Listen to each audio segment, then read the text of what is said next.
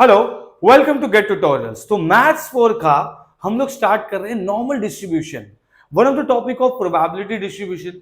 इसमें दो टॉपिक है, एक है पॉइसन डिस्ट्रीब्यूशन, एक है नॉर्मल। हम नॉर्मल का सम उठा रहे हैं। क्वेश्चन में स्ट्रेट अवे दिया है a random variable x is normally distributed with mean 9 and standard deviation 3, find the probability. अब मुझे क्या पता होना चाहिए वो समझ लेते हैं। मुझे ये चीज पता होनी चाहिए कि नॉर्मल डिस्ट्रीब्यूशन ऐसा होता है, यहां माइनस इंफिनिटी, यहां इंफिनिटी, यहां जीरो होता है। ठीक है। टोटल प्रोबेबिलिटी जो होता है वो होता है 0 to 1, लेकिन टोटल प्रोबेबिलिटी का रेंज 0 to 1 है, लेकिन होता 1 है। अब ये 1 जो है ना वो दो पार्ट में डिवाइडेड है, एक यहां पर 0.5, एक यहां पर 0.5। ठीक है। अब ये 0.5 तो मैंने लिख दिया। अब मुझे करना क्या है, मुझे यहां पर 0.5 लिखने के बाद मुझे एक और फॉर्मूला जो इसके लिए रिक्वायर्ड है वो है standard normal variate. Standard normal variate होता क्या है, उसका फॉर्मूला है z is equal to x minus m upon sigma. ठीक है, z is equal to x minus m upon sigma. ये चीज रिक्वायर्ड है। अब हम फटाफट समझेंगे कि इसको सॉल्व कैसे किया जाता है। एक और छोटी सी चीज मैं आपको बताना चाहूंगा, जैसे एग्जांपल, एक लाइन है। ठीक है, ये आपको इधर समझ में आएगा मैं क्या बोलना चाह रहा हूं। ये लाइन है और ये लाइन है 1 की। इसमें से अगर मैंने, या 10 की लाइन है, एग्जांपल 10 सेंटीमीटर है, इसमें से अगर मैंने 2 निकाला तो कितना बच जाएगा, 8। ओके, ये क्यों बता रहा हूं अभी आपको समझ में समझेगा। या फिर मैंने 8 निकाल लिया तो कितना बच जाएगा, 2 बच जाएगा। ये कंसेप्ट है ना, हमें यूज करना है 0.5 से माइनस करने के लिए, इसलिए बता रहा हूं मैं, ताकि आपको है ना कुछ ये नहीं हो। क्योंकि हमारे पास लेंथ दिया है 0.5, हमारे पास दिया है कितना है 0.5 प्रोबेबिलिटी, उसमें से कुछ निकालना रहेगा। सम्स करेंगे तो समझ में आएगा मैं क्या बोल रहा हूं। सबसे पहला चीज क्या हो जाएगा, m आपको दिया है 9 और स्टैंडर्ड डेविएशन आपको दिया है 3। ओके, मेरा काम क्या है, z लिख देना, x minus m upon sigma. Okay, and z is actually x minus 9 upon 3। तो ये मेरे पास z रेडी है। अब हर कंडीशन के लिए सॉल्व करेंगे। पहला कंडीशन जो आपको दिया है वो क्या है, जरा समझेंगे। पहला कंडीशन जो आपको दिया है, बोला probability x greater than 15 solve कीजिए। बोला है probability x greater than 15 solve कीजिए। तो मैं क्या करूंगा, मैं सबसे पहले z निकालूंगा। ठीक है, तो मेरा z क्या हो जाएगा, x मतलब कितना हो गया, 15 माइनस 9 अपॉन 3, 6 अपॉन 3 मतलब 2 हो गया। ओके, तो मेरा काम क्या है, अब ये क्या हो जाएगा मालूम है, ये हो जाएगा प्रोबेबिलिटी, x के जगह लिखूंगा मैं z और 15 के जगह लिखूंगा मैं 2। मतलब probability z is greater then 2। मतलब अगर मैं इसका डायग्राम बना लूं, मेरा जो प्रोबेबिलिटी है वो क्या है, ग्रेटर देन 2 है, मतलब इतना है, ये प्रोबेबिलिटी है मेरा। अब मैंने आपको थोड़ी देर पहले बोला कि वो कुछ 10 सेंटीमीटर है, उसमें से कुछ निकालेंगे तो क्या बचेगा। अब मेरे पास जो डेटा अवेलेबल है, डेटा इन द सेंस जो टेबल है, उस टेबल में मेरे पास जो area under the curve available है वो क्या है, वो सिर्फ 0 to 3 के लिए है, उससे ज्यादा है नहीं मेरे पास। ठीक है, तो ऐसे टाइम पे हम क्या करते हैं, जरा समझेंगे। 0 to 3 के लिए अवेलेबल है तो हम क्या करते हैं, 2 से इंफिनिटी में कैसे निकालूंगा, जब टेबल में 0 to 3 दिया है, तो 0 to 2 दिया है, बराबर। अगर टेबल में ही 0 to 3 दिया है तो मैं 2 से इंफिनिटी का प्रोबेबिलिटी कैसे निकालूंगा। यहां पर हमारा ये 0.5 से माइनस वाला कंसेप्ट यूज होता है, क्योंकि हमें पता है कि यहां से लेके यहां तक, क्योंकि हमें पता है कि यहां से लेके यहां तक 0.5 है, और मैं अगर यहां से लेके यहां तक टेबल में से निकाल लूं तो 0.5 माइनस इतना कर दूं तो मुझे ये मिल जाएगा जो मुझे चाहिए। तो मैं क्या करूंगा, मैं लिखूंगा 0.5 माइनस प्रोबेबिलिटी z 0 to 2 निकालो, बस खत्म। अब 0 to 2 क्या होता है देख लेते हैं, आइए हम देख लेते हैं इसको। 0 to 2 क्या होता है, 0 to 2 के लिए देखो, 0 to 2 के लिए 0.4772, देखो यहां पे दिख रहा होगा 0.4772 0 to 2 के लिए। ठीक है, ये 0 से स्टार्ट हो रहा है, 0 to 2 के लिए 0.4772। ओके, तो मैं यहां पे लिख दूंगा, ओके यहां पे लिख दूंगा, ये हो जाएगा 0.5 minus 0.4772। So therefore probability of x greater than 15 is equal to, मैं इसको माइनस कर दूंगा, मेरे पास कैलकुलेटर तो है नहीं, तो मैं इसको माइनस कर देता हूं, 0.5 माइनस 0.4772, तो ये मुझे मिल गया 0.0228। तो ये मेरा आंसर मुझे पहले वाले कंडीशन का आ चुका है। दूसरा वाला कंडीशन क्या बोल रहा है? दूसरा वाला कंडीशन ऐसे ही कुछ है, B probability x is less than equal to 15। अब मुझे लेस देन इक्वल टू 15 निकालना है, मतलब z क्या हो गया? z हो गया again the same thing, 15 minus 9/3 मतलब 6/3 इज इक्वल टू 2।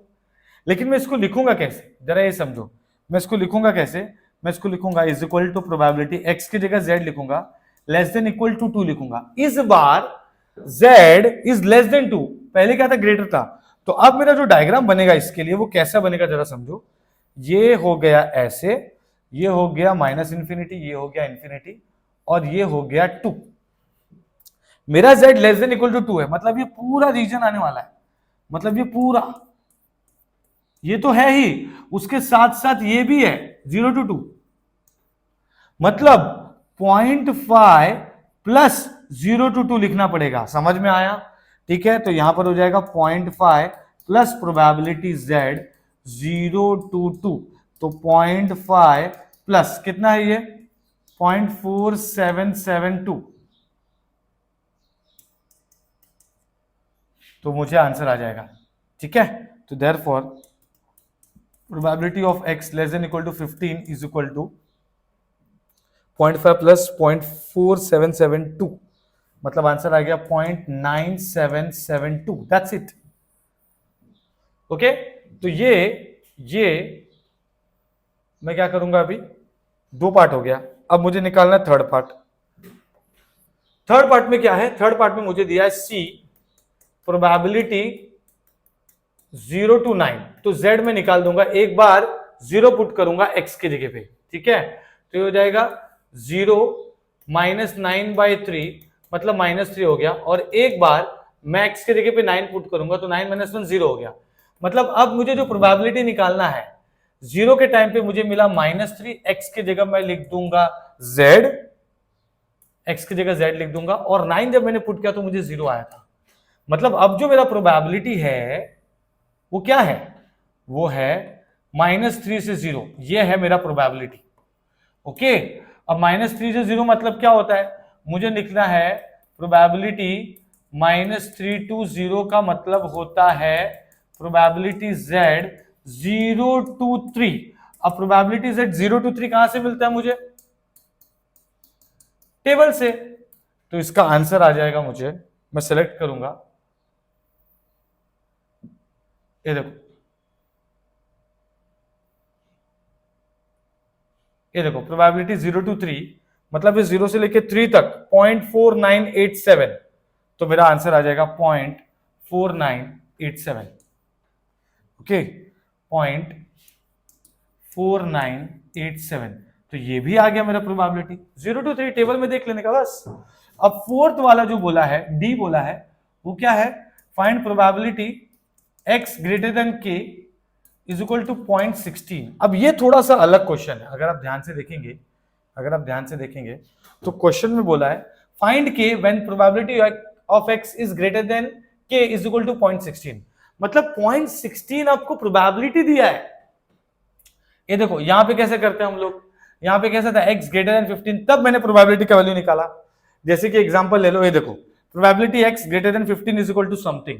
ओके, मतलब यहां पर देखो x ग्रेटर देन, यहां पर ऐसा क्या है, यहां पे जैसे 15 है तो ये k के जगह पे क्या है कि आपका आंसर 0.16 आएगा। ये आपका क्वेश्चन है, तो मुझे k निकालना है। तो मैं कैसे निकालूंगा? देखो ये मैं कैसे निकालूंगा, मैं इसको क्या करूंगा, मैं लिखूंगा इसको 0.5 से। सबसे पहले मैं देखूंगा कि प्रोबेबिलिटी मेरा कितना है, तो मेरे पास प्रोबेबिलिटी है x ग्रेटर देन k, तो मैं क्या करूंगा, मुझे x निकालने के लिए मेरे पास जो फॉर्मूला है वो है z is equal to x minus m upon sigma.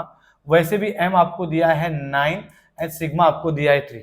मुझे निकालना है x और मुझे चाहिए z, और z मुझे मिलेगा टेबल से। टेबल से चाहिए मतलब मुझे प्रोबेबिलिटी ढूंढना पड़ेगा, प्रोबेबिलिटी 0.16 ढूंढना पड़ेगा। तो 0.16 कहां पर है?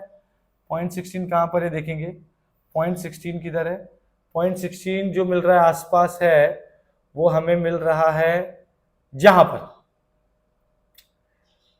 0.42 पे, ठीक है, 0.42 या फिर 0.415 भी हम लोग लिख सकते हैं, ठीक है। देखो 0.16 किसके आसपास है, 0.4 एंड 0.02, तो 0.42 हम लोग लिख सकते हैं, ओके। तो ये क्या हो जाएगा, ये हो जाएगा 0.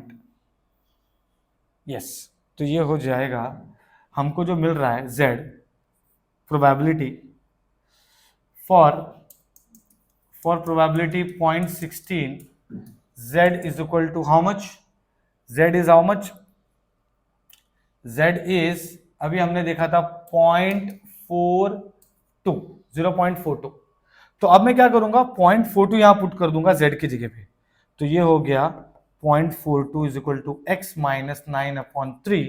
तो अब मैं 0.42 इंटू 3 करूंगा, तो ये हो जाएगा 1.26 is equal to x minus 9, 1.26 plus 9 is equal to x, and therefore x जो मुझे निकालना था वो कितना आ रहा है, +9, it's 10.26।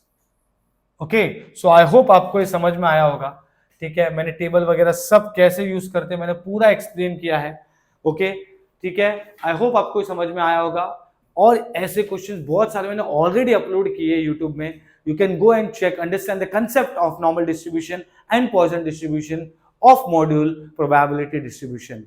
Thank you so much.